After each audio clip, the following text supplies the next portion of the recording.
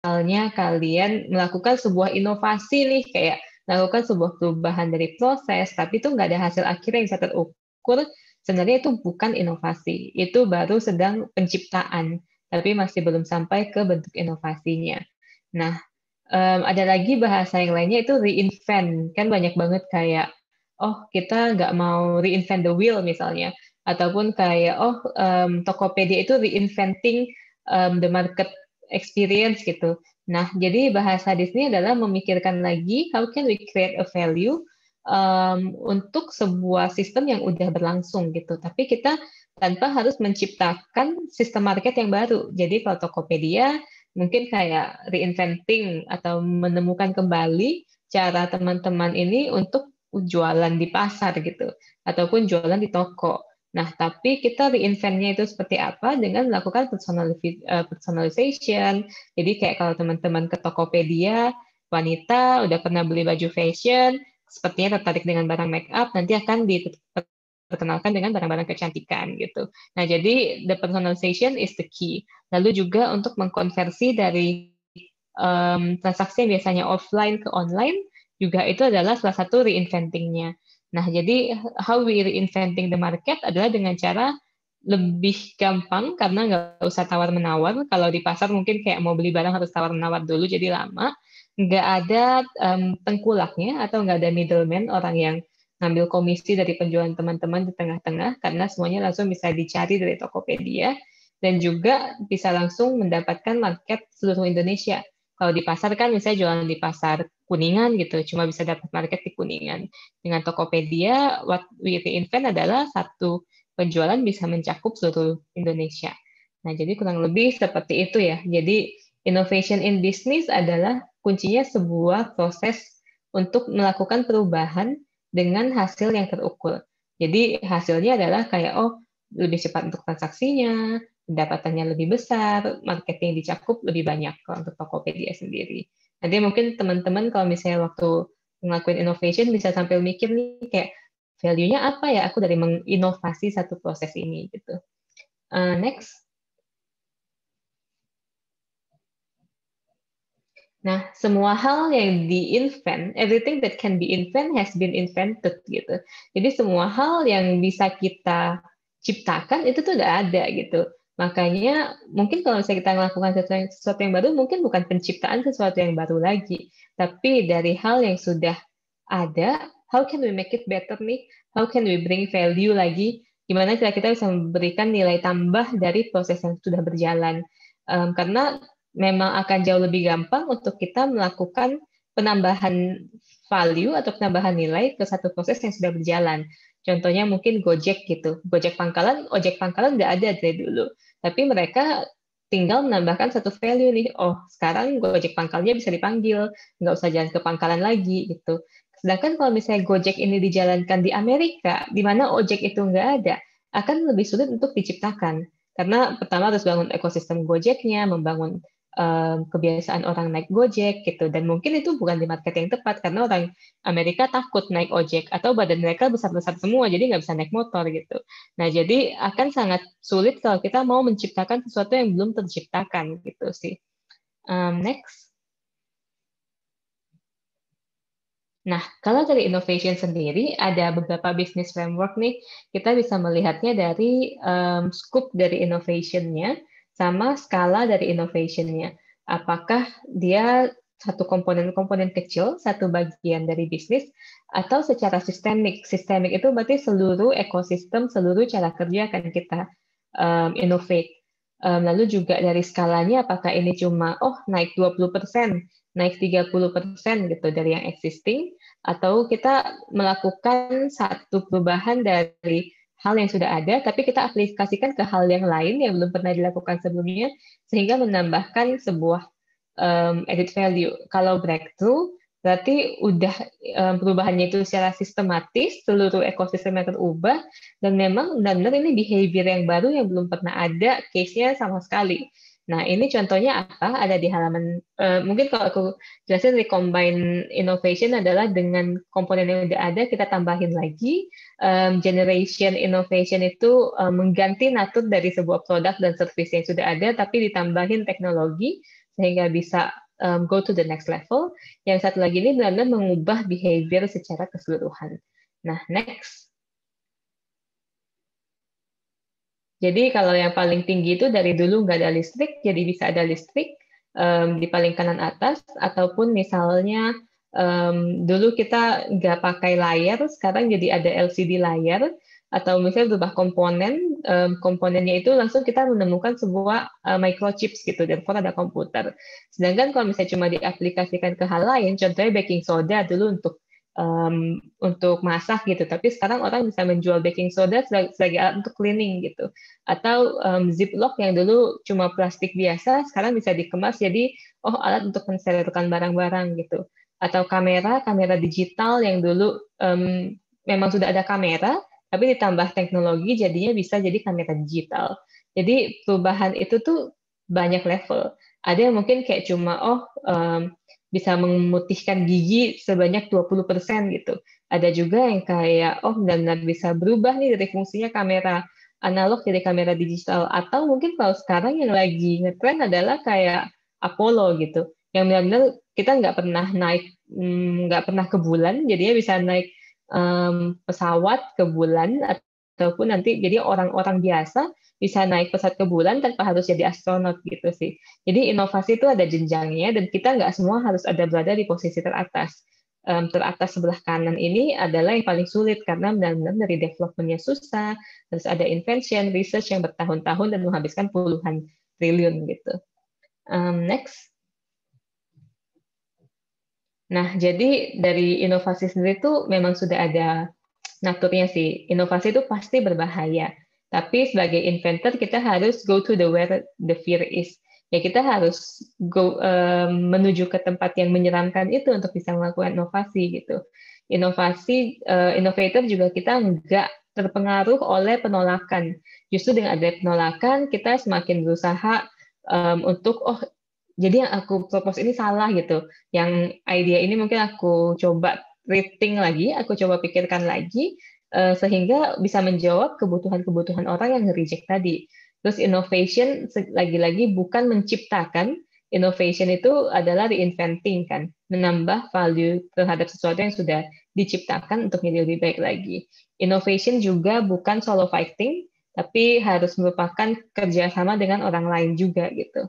Lalu innovation juga biasa memang akan menjadi ancaman untuk kesuksesan yang sudah ada sebelumnya. Nah, mungkin kita akan go through satu persatu ya, cepat aja. Next.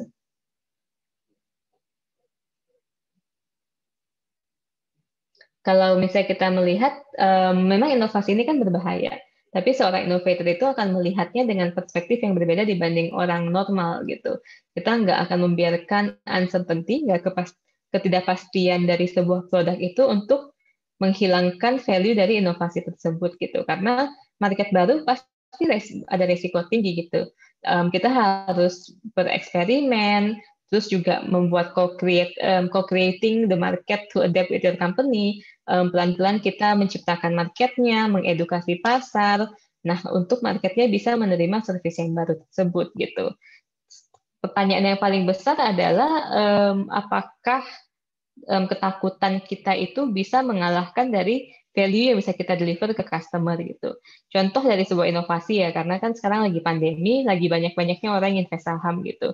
Kalau kita lihat di sebelah kiri, dulu beli saham tuh dengan cara orang ke bursa efek, ada yang ditempel, laporan bulanan dan sebagainya, harga, terus mereka beli, nanti dapat lembar saham seperti yang ada di gambar kedua. Lalu akhirnya berubah. Sekarang nggak semua orang harus ke bursa saham. Bisa diwakilin sama broker. Nanti brokernya akan teleponin satu-satu, mau beli saham nggak gitu.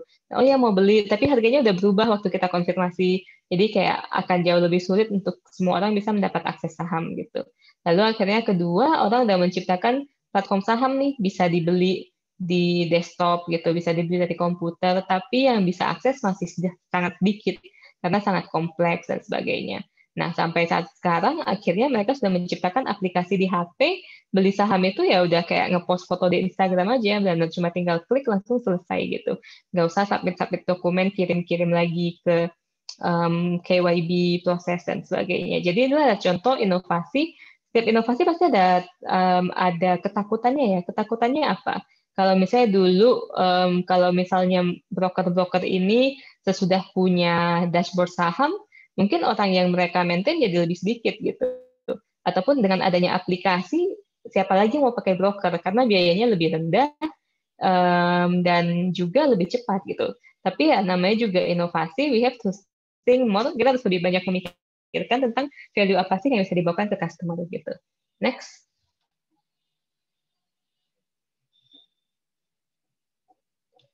Nah, kalau untuk innovation memang setiap kali kita mempropos mengajukan sebuah ide, kita pasti akan berhadapan dengan ya judgment orang lah, langsung dihakimi gitu kayak nggak akan jalan lah kayak gitu.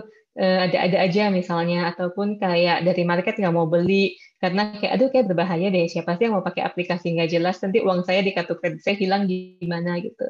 Nah, jadi pasti akan butuh beberapa kali perubahan ide, diulang lagi berkali-kali, dibenarin sedikit-sedikit, sampai akhirnya inovasi itu selesai gitu. Tapi kalau sebagai inovator, waktu kita bisa memulai market itu dengan sebuah experience yang baru, dan kita bisa menjadi market leader gitu. Kita harus mengambil kritis itu sebagai hal yang menyemangati kita untuk berinovasi lebih baik lagi. Nah, di sini ada pertanyaan ya, kalau untuk bisnis F&B, inovasinya seperti apa gitu?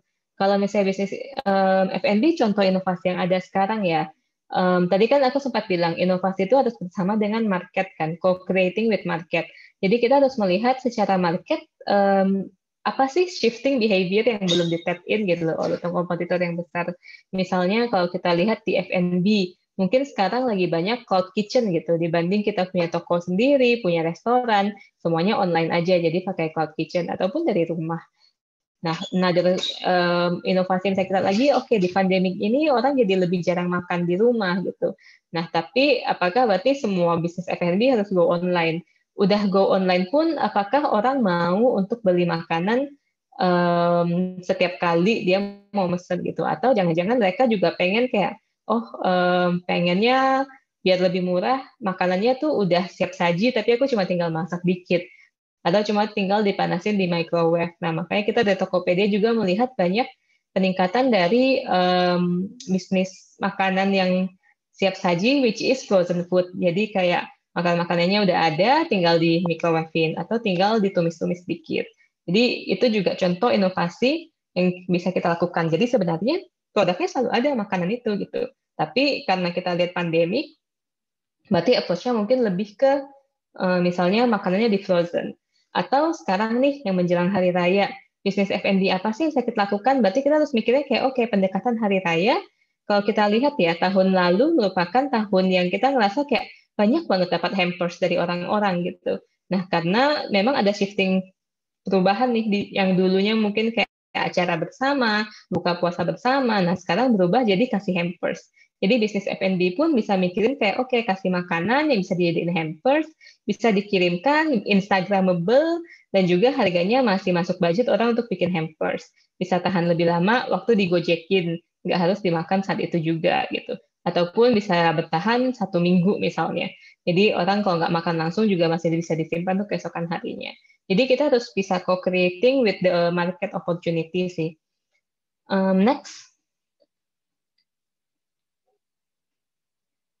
Ya, jadi again tadi kalau kita bilang innovation itu bukan penciptaan, tapi creating value yang baru. Lalu juga dengan melakukan penambahan value tersebut, penambahan nilai, maka akan meningkatkan dari pendapatan kalian, penjualan, sales, operation yang lebih efektif gitu. Nah, inovasi itu bisa di mana aja sih? Bisa dari user experience tadi. Kalau kita ceritain kan misalnya kayak, kalau misalnya dulu orang mau masak harus beli banyak bahan, sekarang udah ada ready to eat, jadi cuma tinggal beli paket aku aja tinggal ditumis. Itu kan user experience. Nggak ada lagi tuh makanan-makanan yang sisa. Sisa sayuran cuma kepotong seperempat gitu, 3/4-nya rusak karena nggak tahu mau masak apa lagi. Lalu juga nilai dari sebuah produk, mungkin ini yang banyak lebih banyak ke branding ya. Gimana cara aku memposisikan produk aku ini agar punya nilai yang berbeda dibanding yang lain. Misalnya kayak, oke, ini lokal produk, ini sustainable, terus juga ramah lingkungan, lalu market strategis nih, apakah akan go online, go offline, target marketnya seperti apa, jenis ekonominya, ya millennials, ataupun angkatan yang lebih tua, ataupun mungkin kayak lokal ataupun internasional, distribution chain, apakah direct to customer, harus langsung yang jual aku ke orang, atau aku akan mendistribusikan lewat channel-channel distribusi yang ada.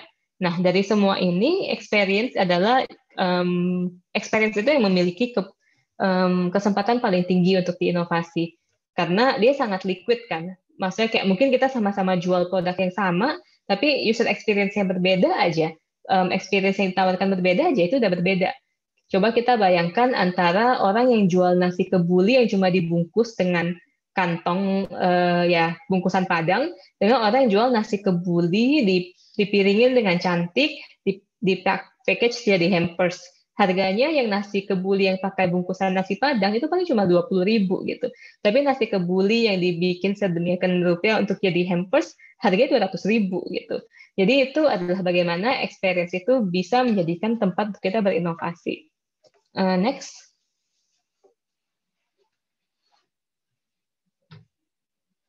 Innovation ini juga penting ya. Mungkin kalau yang sudah punya tim, udah punya perusahaan gitu.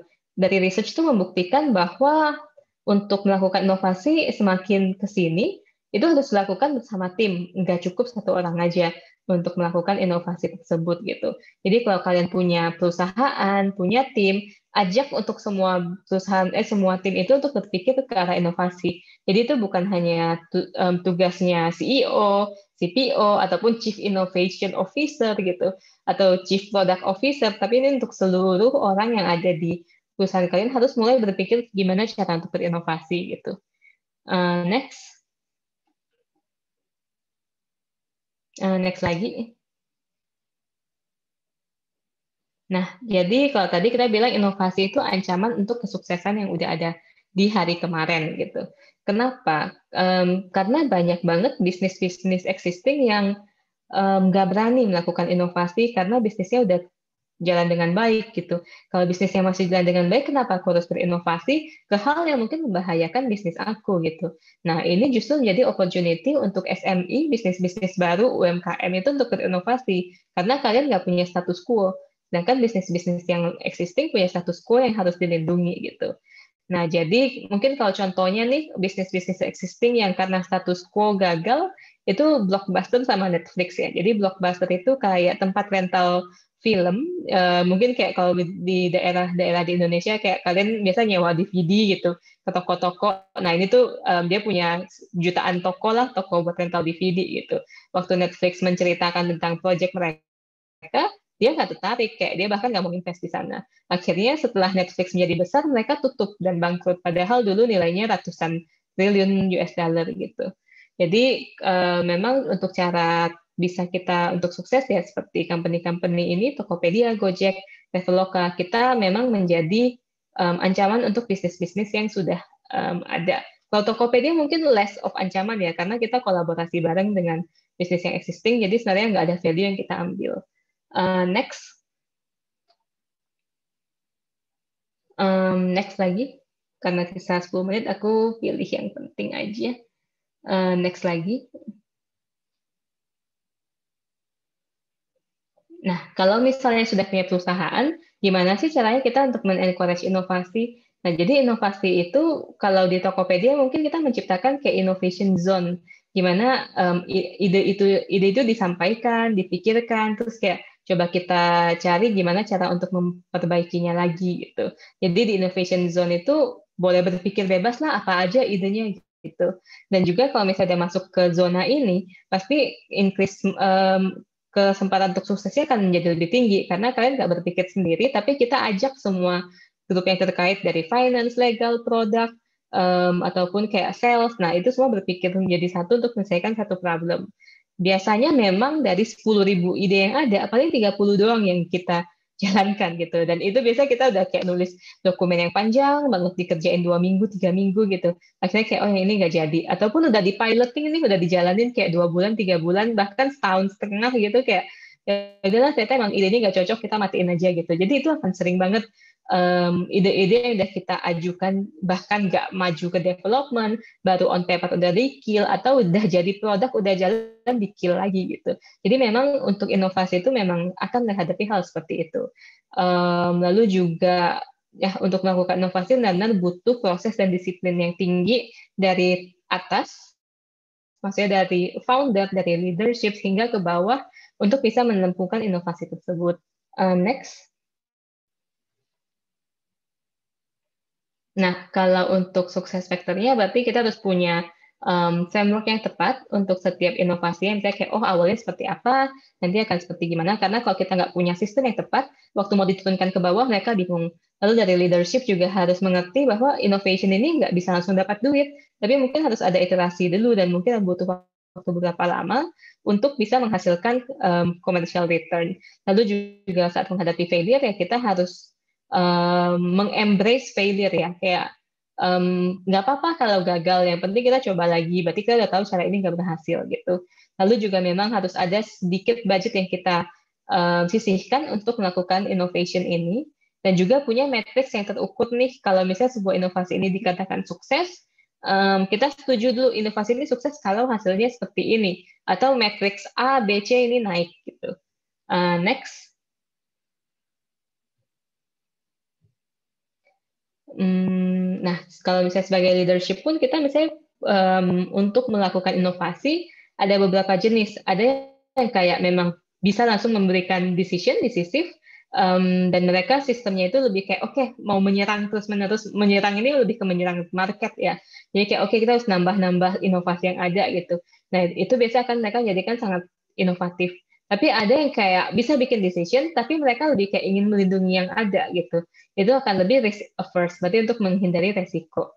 Ada yang kayak nggak berani melakukan perubahan dan defensif, dan juga nggak bisa bikin keputusan. Itu biasa leadership yang belum matang ya. Tapi kalau misalnya mereka sangat ingin menyerang, tapi nggak bisa bikin decision, biasanya mereka paralitik. Paralitik itu nggak bisa bergerak. Jadi kayak kebingungan sendirilah di dalam perusahaan mereka. Next. Nah, jadi kalau misalnya kita, kenapa inovasi itu sangat penting dalam mempertahankan bisnis, kelanjutan bisnis kita? Karena hanya bisnis yang inovasinya ini tinggi dan market inovasinya itu juga tinggi, ini yang akan bisa sustain the innovation in the long term. Maka bisnis ini akan bisa terus berkembang karena tadi yang sempat diceritakan, kita co-creation bersama market. Jadi market harus berinovasi, bisnis harus berinovasi. Sebisa mungkin kita ingin berada di market yang berinovasi. Tapi kalau misalnya kita berinovasi, tapi marketnya nggak terlalu berinovasi, ya tetap masih positif hasilnya gitu. Kita masih bisa mendominasi market yang tidak inovatif tersebut. Tapi kalau misalnya kita udah marketnya sangat inovatif, tapi kitanya nggak inovatif, maka yang terjadi kita akan mengalami kesulitan di sini. Ini titik yang paling parah. Market udah sangat berinovasi, kita nggak berinovasi, kita kehilangan market share, dan akhirnya bisnis kita negatif. Kalau misalnya memang sama-sama rendah, marketnya lagi slow, bisnis kita inovasinya lagi slow, ya maka nggak akan ada terjadi perubahan apa-apa di bisnis teman-teman. Next.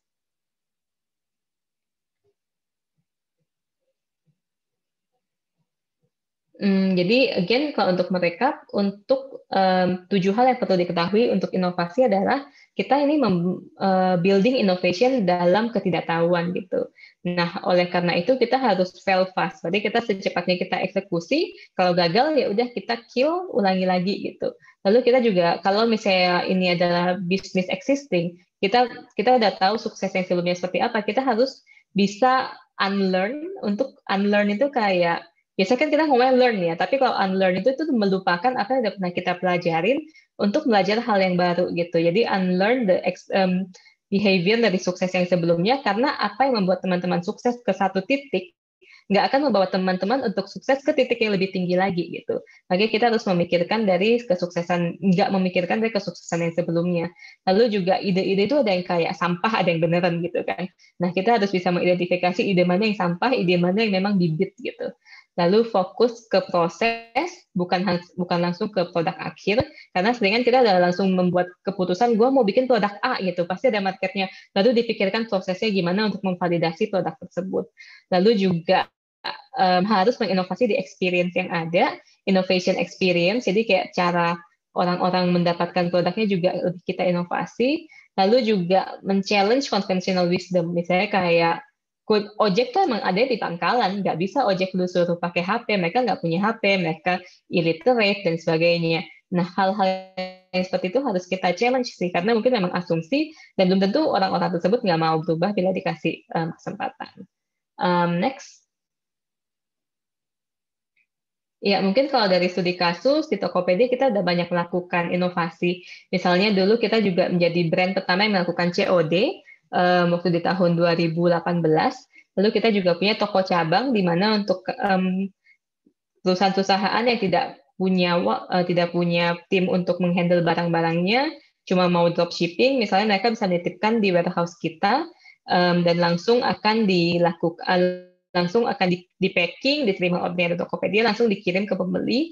Lalu juga kita ada official store untuk membedakan antara store mana nih yang bisa kita jamin keasliannya dan yang bukan. Lalu kita juga ada micro insurance, misalnya kalau teman-teman beli top up pulsa gitu, langsung ada asuransi untuk HP-nya. Atau kalau yang paling aku suka, bayar tagihan internet, ada asuransi kalau internetnya putus gitu. Jadi kalau misalnya asuransi tersebut tuh kita gabungin dengan experience yang memang related dengan produk asuransi tersebut. Karena kan jual asuransi susah ya. Tapi kalau misalnya kita lagi beli internet kita sering mati, ada asuransi internet pasti beli. Padahal cuma nambah 3.000 gitu. Tokopedia-nya karena kita ngelihat, oh ini ada tren nih di makanan-makanan frozen dan juga dari hampers-hampers gitu. Sehingga waktu during pandemic orang juga belanja makanan di Tokopedia. Nah, yang terakhir waktu Indonesia belanja, ini mungkin yang paling sering kalian dengar ya kalau lagi di YouTube WIB gitu kan. Itu adalah cara kita untuk mendapatkan awareness nih. Pokoknya waktu Indonesia belanja tuh di tanggal gajian, tanggal 25 sampai tanggal 31, pokoknya kita waktu Indonesia belanja. Nah, jadi itu cara kita untuk menggabungkan sebuah campaign nih dibanding kalau dulu campaignnya mungkin cuma ada setiap double date ya, 88, 10, 10, 11, 11, 12, 12. Kalau kan mungkin yang kita lihat adalah customer butuh waktu yang lebih nih dibanding satu hari aja untuk making decision. Makanya kita bikin jadi 1 minggu gitu. Jadi ini contoh-contoh inovasi yang kita lakukan sih. Mungkin nggak banyak yang benar-benar kita menciptakan barang yang baru ya, tapi lebih melihat dari barang existing, apa yang bisa kita tambahkan untuk menjadikan ini berbeda dan menyelesaikan masalah yang ada. Gitu sih. Ya, itu aja presentasi dari aku. Mungkin kalau ada pertanyaan, aku sambil jawab yang udah ada di chat dari teman-teman yang lain boleh sambil bertanya lagi. Oke. Mungkin Iya. sebelumnya aku mau wrap beberapa informasi atau dari presentasi Mbak Ellen tadi. Kita tadi ngobrolin soal innovations, kemudian reinventing, terus the important of market readiness, culture-nya udah kebentuk atau belum. Terus apa ya kalau jadi dari notes aku tuh shifting behavior-nya seperti apa sebelum memulai innovations atau inventions-nya. Kemudian ada beberapa form of innovations yang tadi juga di-highlight based on scope dan juga scale-nya. Ada recombinant, kemudian general innovations, dan juga behavioral innovations yang cukup gede nih sampai shifting behavior orang-orangnya, kemudian marketnya juga harus di-shift yang it takes longer time to do that. So mungkin dari situ ada beberapa pertanyaan yang masuk. Teman-teman boleh juga untuk ini ada dari Gita. Kalau di Tokopedia, apakah ada certain approach untuk menciptakan inovasi gitu yang mungkin bisa diterapkan juga di bisnis-bisnis yang lebih kecil. Kayak tadi kan Challenge sempat mentions tentang kita ada 10.000 innovation zone yang ide-ide yang bisa dieksekusi, kemudian kayak ternyata cuma ada 30. Tapi ada nggak sih cara-cara lain yang memang diterapkan di Tokopedia atau approach tertentu yang diterapkan di Tokopedia untuk innovate the business gitu? Kalau ini akan berbeda di setiap divisi. Karena kan aturnya beda-beda ya. Ada yang benar heavy-nya di teknologi, ada yang di operation. Nah, kalau di aku karena fokusnya itu product sales and operation, lebih banyak di orangnya, prosesnya yang kita improve. Nah, Jadi yang aku lakukan itu kita bikin sebuah kayak monthly event ya. Aku sebutnya Kaizen. Kaizen itu tuh kayak dari bahasa Jepang, proses improvement untuk memperbaiki dari proses yang udah ada. Ini contohnya nih kenapa Kaizen di Jepang itu sangat terkenal. Mungkin kalau teman-teman pernah ke Jepang, Jepang itu kan ada kayak restoran yang cuma jual ramen gitu. Tapi mereka di setiap bulan, setiap hari, setiap selesai sesi tuh selalu berinovasi. Kayak, apa yang goes wrong dari sesi kita hari ini? Ada masalah apa, gimana kita bisa lebih baik lagi, resepnya gimana lebih bagus lagi, gimana cara orang agar antriannya bisa semakin cepat gitu. Sehingga kalau teman-teman ke restoran Jepang, walaupun restorannya kecil, cuma ada satu menu, tapi itu enak banget dan servisnya bagus banget. Itu karena mereka melakukan Kaizen dari proses ini. Nah, jadi kalau contohnya yang kayak lakukan waktu Kaizen adalah setiap kali kita selesai campaign, setiap bulan kita akan mikir kayak, oke, dari segi sales, ada masalah apa nih bisa kita benarin gitu. Dari segi dari kemarin ada yang banyak terlambat bayar ya brandnya, atau itu yang terlambat dari gua, dari tim finance atau dari brand atau dari tim yang sales gitu. Jadi kita akan kayak selalu mikir kayak oke, biar ini nggak kejadian lagi apa yang kita lakukan. Misalnya kayak oh ya ternyata gua harus ngisi dokumen banyak banget Len.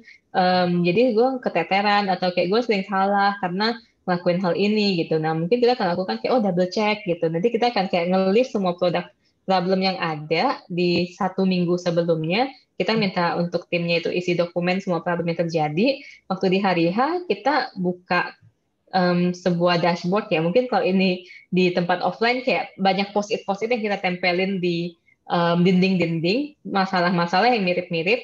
Lalu kita minta semua orang yang hadir untuk ngasih post-it solusi untuk problem-problem tersebut gitu. Dari sana nanti kita shortlist lagi nih, mana yang bisa kita lakukan dalam waktu dekat, yang mana yang masih butuh waktu panjang. Lalu kita voting dari semua approach yang ada, kita akan go to with solusi yang mana gitu. Jadi benar-benar langsung di waktu itu kita buat solusinya kalau untuk proses ya. Tapi kalau misalnya untuk produk teknologi development, kita tuh ada satu dokumen yang panjang banget karena harus diisi kayak oh kita mau inovasinya apa gitu kan. Tapi lebih ke arah kayak marketnya seperti apa sih, demografi marketnya, problem yang udah ada sekarang tuh yang menjadi masalah dari customer, seller, Tokopedia itu apa. Lalu kalau misalnya kita menciptakan produk ini, apakah masalah ini bisa selesai gitu. Nah, habis itu nanti baru kayak, oh, bisnis opportunity jadi di mana, lalu story-nya akan seperti apa, proses yang akan dirasakan sama customer itu seperti apa. Itu mungkin kayak, ya, kalau nggak kita panjang, kalau kita nggak pendekin itu sekitar 20 halaman. Tapi kita ada peraturan cuma boleh 6 halaman. Karena kalau udah lebih dari 6 halaman, nggak akan ada yang baca. Nah, setelah itu 6 halaman itu kita akan sebarin ke seluruh tim terkait untuk kasih feedback. Ini secara implementasinya bisa nggak sih? Secara ini apa yang lagi yang perlu aku pikirin gitu. Nah, itu akan go through the iteration lumayan panjang. Baru kalau misalnya kita udah bisa menjawab semua ke concern-concern dari orang, baru itu akan di-approve sebagai project. Tapi kalau misalnya kayak banyak nih yang nggak terjawab, itu nggak akan bisa di-approve sebagai project gitu sih. Oke, so all in all, mulai dari kumpulin masalahnya gitu ya. Betul, karena biasanya yang sering terjadi adalah gue mau bikin A gitu, masalahnya apa gitu, solusi yang mau di-solve apa. Lebih Nah, karena kita mau gitu bikin ya. bisnis di sisi ini gitu. Oh, betul, betul. Oke, ini ada pertanyaan dari Levia Anissa. Levia mau unmute sendiri nggak? Atau mau sekalian diskusi? Mungkin biar lebih berasa interaksinya. Boleh juga kalau mau. Levia masih di sini, otherwise boleh di-unmute, Levia. Ya Kak, ini suara saya masuk nggak? Iya, Mas, kedengaran. boleh. Silahkan disampaikan pertanyaannya. Iya Kak, jadi aku mau nanya nih, misalkan kita punya tim baru, jadi kita baru mau ngebangun suatu startup. Nah, tapi inovasi kita ini memang belum ada sebelumnya gitu, dan ketika kita ngajak tim, bahkan kita ketika konsultasi ke orang, semua orang tuh kayak nggak percaya gitu. Dan bahkan tim kita pun awalnya mau aja gitu karena ya bakal dapat duit gitu ujungnya. Nah, tapi pada akhirnya tuh mereka kayak ngeraguin gitu loh Kak, terus kayak kalau misalkan dibandingin sama ini sih ya jelas lah mereka lebih profesional bla bla bla bla gitu lah. Nah, gimana caranya biar kita tuh ngebangun tim yang punya satu tujuan gitu sama kita, jadi bisa sama-sama kerja bareng gitu. Mungkin ini lebih balik lagi ya ke dokumen yang tadi aku sempat cerita. tujuannya itu apa sih? Karena kan mungkin aku dari divisi marketing gitu, divisi advertisement. Aku pengen bikin satu produk gitu, tapi produk ini aku harus bisa onboard tim dari home discovery, homepage banner gitu, yang ada di halaman homepage, atau tim rekomendasi, dan ada juga dari tim payment, ada tim sales gitu. Gimana cara mereka untuk percaya kepada mission aku? Jadi dengan cara yang tadi, kita ngasih tahu ini marketnya tuh kayak gini loh sekarang, dan memang masih ada kekurangan dan gap di sini yang bisa kita lakukan. Nah, tim yang lain yang mungkin kayak tampaknya lebih profesional, mereka nggak akan bisa ngelakuin ini. Contohnya misalnya kayak Gojek tuh nggak akan ke sini misalnya. Karena misalnya Go Live aja dulu sama mereka di kill gitu. Jadi kalau kita bikin something yang similar like Go Live, mungkin kita bisa sukses loh. Ataupun kita bisa diakuisisi sama mereka. Jadi lebih buka perspektifnya ke arah sana sih. Dan yang paling penting adalah kita tahu nih apa yang membuat kita dengan our own disadvantage atau our own advantage ini bisa menjadi tim yang berbeda gitu dibanding tim yang lebih besar lainnya. Karena mungkin mereka profesional, tapi jadinya kayak inovasi mereka actually nggak bisa. Misalnya karena dia dimiliki oleh grup A ini nggak akan nyentuh di daerah sini, sedangkan kita bisa ngelakuin ini gitu. Atau aku udah bisa start to talk with some brand yang actually tertarik untuk join ke program aku, sehingga actually udah ada market needs-nya kok dari orang-orangnya gitu. Waktu aku ngobrol sama potential buyer, mereka memang merasakan pain point ini gitu, which is nggak bisa di-solve oleh orang A misalnya. Jadi lebih ke arah sana sih, dari kita sendiri harus udah sangat memikirkan segala aspek lah, apapun yang akan ditanyain oleh orang, kita udah harus bisa jawab nih concern-concern dari orang-orang yang mau kita onboard. Itu normal sih, dan mungkin kalau aku akan lebih berpikir ke arah kayak, mereka tadi concern ini ya, solusinya apa ya untuk ngejawabnya, lebih ke arah sana sih. Jadi memang inovasi, apalagi kalau kita mau membawa orang lain ke dalam inovasi kita, emang kita harus meyakinkan mereka sih. Kayak kita mau bikin startup gitu, mau cari investor ya kalian juga harus meyakinkan mereka untuk join. Tapi kalau mereka masih nggak ngerasa kayak marketnya jelas ataupun pain point-nya terasa, differentiator dari service yang mau kita lakukan ini belum ada, nah mungkin mereka nggak akan percaya. Tapi waktu kita bisa benar-benar kasih analisa yang end to end, harusnya mereka setidaknya pertanyaan mereka terjawab. Kalau sudah pertanyaannya terjawab mereka masih nggak mau join, berarti mungkin memang nggak jodoh aja dengan project ini gitu. Oke, karena emang kalau misalkan dari paparan tadi yang Mbak Ellen sampaikan, berarti kayak karena it's also important for the founder atau teman yang diajak itu untuk value the project, value the problem yang mau di-solve juga ya. Oke, mungkin kita bisa move ke pertanyaan selanjutnya dari Winnie. Winnie mau unmute sendiri kah? Dan mungkin bisa open camera juga ya, supaya lebih kerasa engagement-nya. Silahkan Winnie. Oke, thank you Kak. Aku mau nanya ke Kak Ellen. Sebelumnya thank you buat presentasinya, sangat menarik. Aku tertarik yang leadership type tadi. Kan kalau misalnya sebagai early stage startup, kita tuh punya resources yang terbatas dari segi sumber daya manusia, terus funding. Gimana sih kita sebagai leader supaya tetap bisa berinovasi, supaya nggak jatuh ke kuadran yang tadi paralitik sama immature? Sebenarnya kalau misalnya memang early startup, I think the most important thing is bisa membedakan antara yang seed sama with ya. Jadi kalau misalnya dia with, kita kan tahu ini distraction. Kalau gue lakukan juga nggak akan bisa bring any value gitu. Atau sebenarnya ini kadang kita sebagai founder tuh suka mau melakukan banyak hal, padahal mungkin belum tentu hal tersebut itu penting untuk dilakukan. Kayak kalau di bahasa Inggrisnya orang bilang kayak chasing the silver spoon gitu loh. Ada something yang agak berkilau dikit langsung kita kerjain gitu. Lalu mungkin harusnya kita fokus. Nah, jadi apakah itu adalah with, kita chasing something yang kayak tampaknya menyala, tapi sebenarnya nggak sesuai dengan our core kompetensi, our core business kompetensi itu apa? Misalnya kayak value aku ya A gitu. Jadi kalau produk itu adalah C yang jauh banget sama A, dan aku nggak punya kompetensi di sana, mungkin jangan ke sana dulu gitu. Tapi kalau misalnya produk itu adalah A+ atau A+++, mungkin masih oke nih untuk aku kejar. Jadi prioritization juga penting. Jadi membedakan yang mana yang distraction dan yang mana potensi, lalu prioritization nih dari semua yang ada sekarang, business as usual-nya udah jalan belum, business as usual-nya udah rapi, baru kita berinovasi gitu.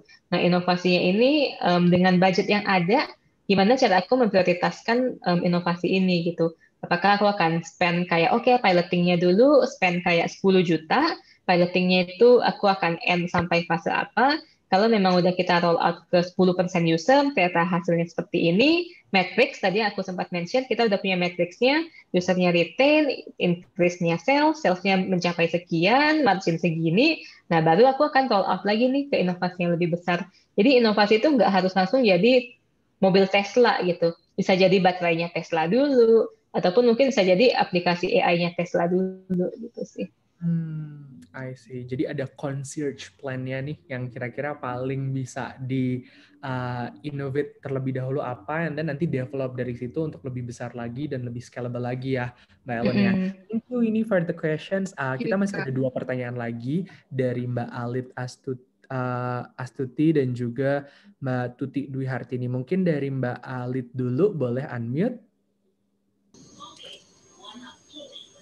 Oke, suara saya masuk, Kak? Ya, masuk. Oke. Selamat siang, Kak Ellen. Saya mau tanya terkait matrix, Kak. Gimana sih, Kak? Atau Kak punya tips nggak untuk kita bisa deal dengan tim terkait matrix? Soalnya ini yang agak sering terjadi dalam tim ya, Kak. Kita udah punya ide-ide bagus untuk inovasi terkait mungkin produk atau program. Terus dari tim itu belum deal terkait matrixnya. Mungkin ada tips, Kak, biar kita bisa deal bersama gitu, Kak. Biasanya ini akan balik lagi ya ke natur dari produknya sendiri. Produk ini tuh dikatakan sukses bila apa gitu. Misalnya kita bikin komunitas kita bikin kayak kalau aku di advertisement misalnya, aku mau bikin sistem mau jualan ke seller-seller yang ada di daerah gitu. Metrik suksesnya apa nih? Apakah revenue, number of seller yang berhasil kita akuisisi, retention dari seller tersebut, terus kayak jumlah dari uang yang mereka spend, atau secara keseluruhan apakah awareness Tokopedia di daerah jadi naik gitu. Jadi itu yang harus kita setujuin dulu gitu. Sebenarnya long term plan kita apa sih? Maka itu harus sesuai dengan long term plan kita. Nah, terus short term plan untuk apakah kalau kita mencapai, contohnya nih, kalau misalnya aku berhasil bikin seller spending sebanyak-banyaknya gitu, apakah itu matrix aku? Mungkin itu matrix aku sebagai orang revenue, tapi itu nggak akan jadi matrixnya Tokopedia. Matrixnya Tokopedia maunya kayak, oh tokonya harus sustainable dong. Dia juga kayak setelah invest ke kalian, dia dapat return. Sales dia juga harus naik minimal 2 kali lipat gitu. Return of investment dari setiap advertisement yang dia naik, dia spend harus balik 2 kali lipat. Lalu juga misalnya kalau setelah dia join ads, dia akan stay di platform lebih lama. Nah, itu harusnya matrixnya itu kita berpikir dari semua sisi dari pihak-pihak yang terkait. Nggak cuma dari matrix aku doang. Kalau cuma matrix dari aku di divisi sales, aku sih revenue. Kayak yang penting aku jualan, mereka beli paket, spending di iklan sebanyak-banyaknya. Tapi kalau aku berpikir secara Tokopedia-wise, untuk sebuah program ini menyukseskan itu dia harus memberikan dampak ke seluruh Tokopedia, nggak cuma dampaknya ke aku. Nah, makanya matriks yang menjadi matriks yang aku ukur adalah matriks yang memberikan dampak ke seluruh Tokopedia, atau matriks yang kalau itu naik, dampaknya tuh ke seluruh Tokopedia dapat. Jadi lebih ke arah sana sih. Jadi misalnya matriks iklan aku nih, apakah matriks iklan aku impression gitu? Impression itu jumlah produknya dilihat sama seseorang. Mungkin enggak. Matriks aku mungkin jumlah order dari setiap session. Jadi kalau misalnya dia cuma dapat impression baru dimunculin tapi dia nggak beli, berarti kan customer nggak relevan dengan iklannya. Seller cuma keluar uang nggak dapat sales, Tokopedia nggak dapat transaksi gitu. Nah jadi aku harus ngambil ke order per session gitu. Jadi matrix ini benar-benar harus kayak bisa menjembatani kesuksesannya tuh bukan kesuksesan satu divisi doang, tapi kesuksesan seluruh Tokopedia gitu. Oke, jadi kalau misalkan aku bisa conclude ngelihat dari helicopter view dulu, kira-kira misi dari masing-masing divisi atau misi dari masing-masing stakeholders itu apa, dan kita ngelihat dari situ untuk kemudian ditentukan matriksnya kepentingan dari masing-masing stakeholders itu ya, Mbak Ellen ya. Yeah. Oke. Yang terakhir nih dari Mbak Tuti Dwi Hartini, boleh mungkin di-unmute. Ya, silakan. Oke. Halo, siang Kak Ellen, Kak Jai. Suara saya masuk ya? Bisa. Oke, Kak. Oke, Kak, perkenalkan saya Dwi dari Surabaya. Jadi gini, Kak, kebetulan dari 2016 sejak maba itu saya create bisnis di bidang pendidikan. Nah, itu sifatnya konvensional. Semuanya tergantung dari Instagram sama word of mouth. Namun di tahun 2021 ini tuh mau ada yang namanya sentuhan teknologi, diarahkan ke startup digital gitu, Kak. Nah, kemarin istilahnya nyoba kompetisi ya, Kak. Nah, di situ ada yang minimal early startup sama MVP. Nah, kan yang sebelumnya itu kan konven. Nah, kapan kita bisa dikatakan kita sudah melakukan MVP, minimal produk MVP itu loh, Kak. Apakah udah gitu, Kak? Kalau andai pun kita melakukan produk baru, kan kita sudah ada potensial market tuh. Nah, apa perlu kita melakukan istilahnya design thinking tersebut gitu? Kayak melakukan survei kembali, atau udah nggak usah gitu, Kak? Kita langsung tahap ke product development gitu. Jadi based on keinginan founder gitu, Kak. Terima kasih. Kalau untuk inovasi selalu harus dicek ke market dulu sih, walaupun existing bisnis kita sudah ada gitu. Mungkin kalau misalnya sedikit sharing aja nih, contohnya kalau dari satu brand mereka mau mulai expand ke online dengan brandnya padahal brandnya udah banyak jualan di Alfamart, Indomart aja bisa berbeda. Contohnya misalnya kalau di online gitu, di offline jualan Sunlight itu mungkin paling laku gitu buat Unilever. Tapi kalau jualan di online belum tentu Sunlight paling laku. Kenapa? Karena Sunlight tuh satu bungkusnya 1,5 kilo gitu. Ongkos kirim 20.000 di Jakarta sendiri.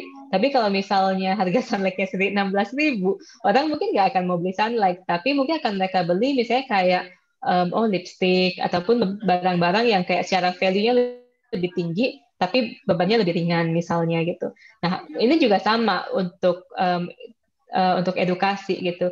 Apakah kalau misalnya kalian langsung mentranslate apa yang ada di existing kalian platform itu menjadi online, apakah bisa jalan? Bisa jadi misalnya kalau misalnya sekarang kalian jualan pendidikan untuk SMP sampai SMA gitu, secara offline itu paling gede. Tapi di online jangan-jangan early childhood education yang paling tinggi, yang untuk Montessori, untuk anak-anak yang baru lahir, yang berkebutuhan khusus. Nah, jadi ini benar-benar harus di-research sih, karena kebutuhan yang ada di online bisa jadi beda sama yang ada di offline. Atau gimana cara penyampaian dari yang offline itu ke online harus disesuaikan dengan teknologinya. Apakah audiensnya cocok atau enggak sih? Misalnya kayak ibu-ibu gitu. Ibu-ibu di PAUD, mereka actually suka programnya Dwi karena bisa nitip anak sekalian. Kalau di online kan dia jadi kayak sibuk ya, udah harus kerja, jagain anak, ngurusin Zoom gitu. Jadi ada barrier to entry yang harus kalian pikirin sih sebelum berinovasi gitu. Makanya harus selalu ngelakuin market research tadi. Marketnya seperti apa, kondisi sekarang gimana, kalau aku masuk ke sini pain point apa yang aku selesain, pain point tambahan apa yang mungkin bisa aku create, malah itu juga harus dipikirin sih gitu. Baik, Kak. Sudah nangkap. Terima kasih, Kak Ellen. Ya. Oke, thank you Mbak Dwi untuk pertanyaannya. So that will conclude kita punya session hari ini. Thank you Mbak Ellen for sharing with us today. Nah, nanti teman-teman juga bisa, sekali lagi aku ingetin nih yang mau ikut giveaway, jangan lupa untuk follow Kumpulko, follow juga Instagramnya Mbak Ellen di Ellen Nio. Namanya ada tuh di samping sebelah kanan background Zoom-nya Mbak Ellen. Jadi nanti share aja key takeaways-nya kayak gimana di Instagram story kalian, tag Kumpulko dan juga Ellen Nio. Nanti kita akan umumin giveaway-nya di hari Senin. Nah, aku mau ngingetin juga nih sebelum kita nanti foto session bareng, kalau misalkan Women Create ini tidak hanya master classes aja teman-teman, jadi masih ada juga yang namanya Startup Weekend Indonesia Women. Untuk teman-teman yang women entrepreneur nih yang pengen innovate atau inventing, jadi dapat nih kalimatnya dari sesi tadi. Bisnis kalian nih bisa banget ikutan Startup Weekend Indonesia Women Online Editions. Nah, ini akan diadakan di 10 hubs atau local partner di seluruh Indonesia. Kita akan mulai dari 26 Maret sampai nanti di 18 April. Buat teman-teman yang penasaran kira-kira ada di mana sih kota terdekat sama kalian, bisa langsung cek di @startupweekendindonesia di Instagram. Nah, untuk registration kalian juga bisa kunjungin website womencreate.kumpul.id/SWI. Oke? Jadi langsung aja cek informasinya. Siapa tahu teman-teman nanti bisa nemu inovasi. Jadi embracing innovations in bisnisnya tuh nyata melalui Startup Weekend Indonesia. Nah, sekarang kita juga ada feedback form untuk teman-teman isi. Mungkin boleh di-share dulu. Nah, oke. Ini ada feedback form, silahkan untuk di-scan dulu dan diisi supaya kita ke depannya juga bisa lebih menginovasi juga kegiatan-kegiatan webinar seperti ini. Kira-kira harus diimprove seperti apa? Sambil teman-teman isi, aku juga ada informasi dari program partner kita yaitu Stellar Women. Nah, teman-teman, Stellar Women ini nanti akan mengadakan sesi untuk mendalami tentang fundraising dan juga mempertahankan cash flow yang sehat untuk entrepreneurs, untuk bisnis gitu ya.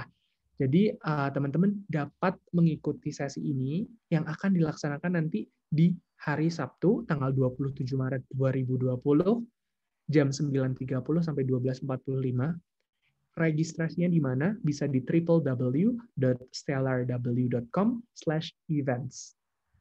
Nah, acara ini juga merupakan persembahan dari Women Create by Kumpul karena kita bekerja sama dengan Stellar Women nih. Nama eventnya nanti Self-Made Saturday. Bisa dicek sekali lagi di www.stellarw.com/events. Nah, ada infonya nih kayaknya udah di showcase juga nih. Ya, betul. Nah, ini ya bisa dilihat keren banget pembicaranya. Jadi jangan sampai kelewatan event yang sangat keren ini. Oke. Kayaknya itu dulu informasi-informasi atau iklan-iklannya. Sekarang aku mau minta teman-teman buat open kameranya, kita foto bareng supaya nanti kelihatan nih, cantik, ganteng gitu kalau ada yang cowok selain saya. Ada kasih kayaknya tadi ada beberapa cowok yang kayaknya misi untuk empower women-nya juga kuat, boleh untuk dibuka kameranya, kita foto bersama. Silahkan. Teman-teman jangan malu-malu, yang penting pastiin cakep gitu ya, proper gitu, supaya nanti bisa nampang gitu di sosial media kita. Nggak apa-apa buat yang belum bisa on cam atau sinyalnya lagi trouble, mungkin kita akan mulai aja kali ya. Buat teman-teman yang ini oke. Boleh dibantu ya Zetira dan juga tim. Kita mulai untuk screenshot 1, 2, 3. Senyum. Oke, 1, 2, 3. Oke, sekali lagi. 1, 2, 3. Oke, terima kasih semuanya sudah bergabung dengan Masterclass Women Create by Kumpul hari ini. Semoga insight dari Mbak Ellen tadi lumayan nge-guide teman-teman ya untuk start innovate. Kalian punya bisnis, untuk melihat ke depannya ini harus bikin apa lagi nih yang agar bisnisnya cukup sustainable gitu. Oke, kalau gitu tanpa lama-lama lagi saya Kaisar Ahmad pamit undur diri. Terima kasih semuanya. Thank you, Mbak Ellen. Bye. Ya, thank you semuanya. Thank you. Thank you. Nice weekend.